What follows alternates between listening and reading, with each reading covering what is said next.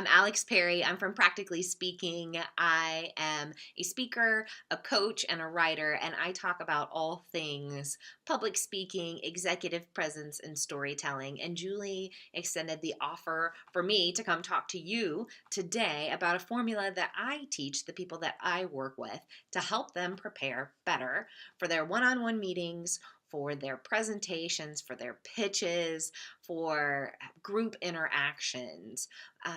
But I teach this formula to help people prepare because let's face it, there are many of us, and you don't have to raise your hands right now, but there are many of us that are wing it kind of people. We show up and we hope for the best, and we're like, yeah, I got this.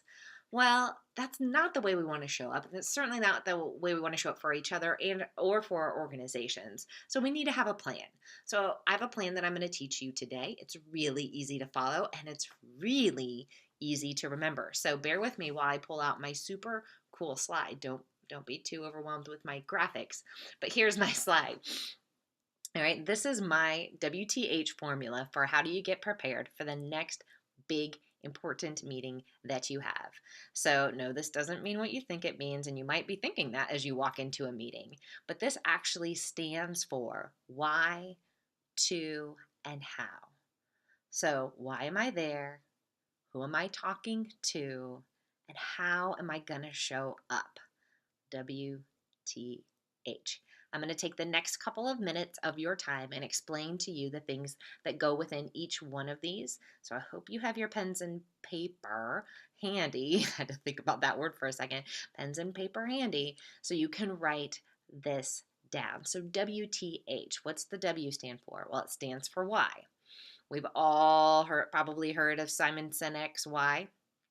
And yes, that's important. We need to be thinking about our why. But there's actually 3 why questions that I want you to answer before you prepare for your next meeting. And these questions are, why for me? Why am I there for myself? Why am I there for other people? So, well, why does this matter to them? And then why for my organization? So oftentimes what I find is people are really good at the first why.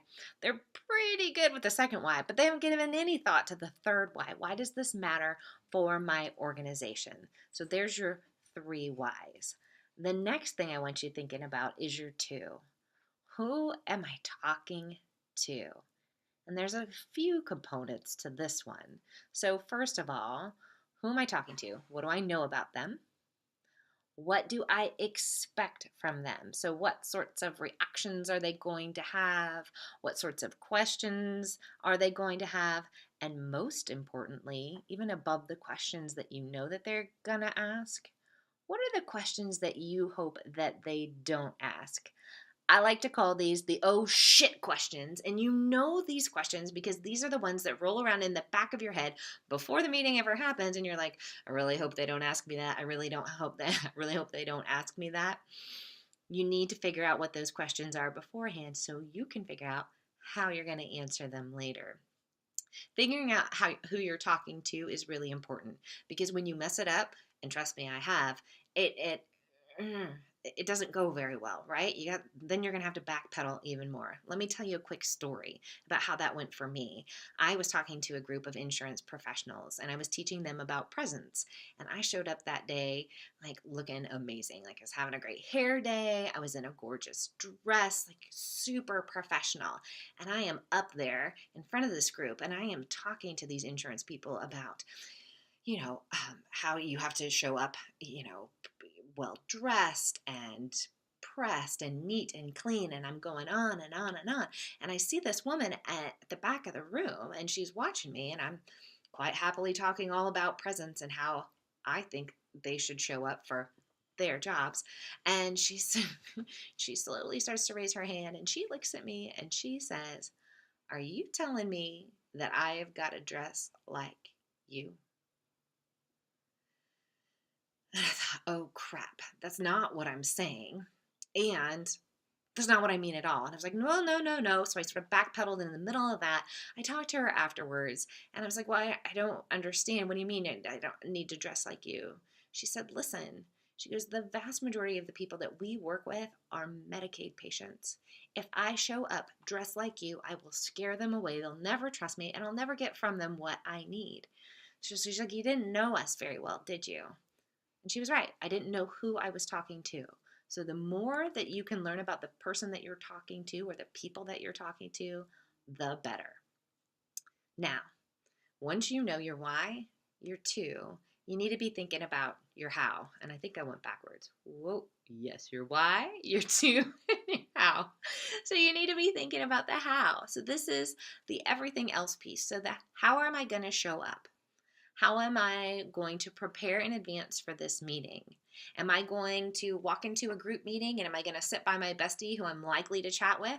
Or am I going to take a seat next to the person that I really need to get to know and be involved with to move a project forward? How will I ask questions myself? And how will I follow up afterwards? I don't know about you, but many times we have meetings, we go through all of this work, and then we fall apart in the how. Like, fall apart in the follow up afterwards. So you need to be thinking about that. So there you have it. You have a why, you have a to, and a how. So you have your WTH formula for how to prepare for meetings. Now, you don't have to take a long time to do this. It just takes a few minutes. I guarantee you it's worth it. If you have any questions, you can contact Julie and she will get you my personal information. I appreciate you taking the time to listen to me today.